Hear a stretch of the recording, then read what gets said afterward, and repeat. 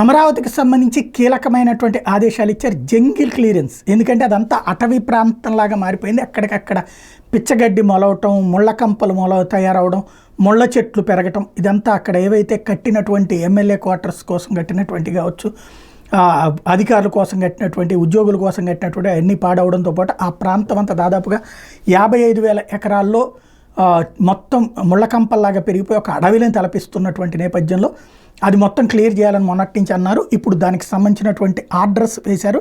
టోటల్గా 36.5 ఎకరాల్లో ప్రధానంగా ఈ ప్రాబ్లం ఉంది. ఆ 36.5 ఎకరాల్లో కూడా టెండర్స్ కాల్ఫర్ చేశారు జంగిల్ క్లియరెన్స్కి సంబంధించి.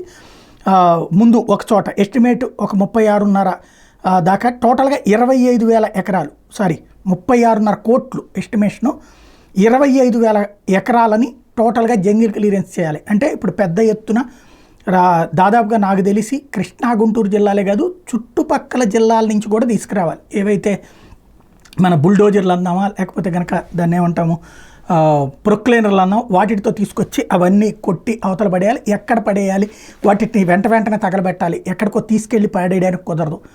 అవన్నిటికీ కూడా ప్రిపరేషన్స్ చేస్తున్నారు.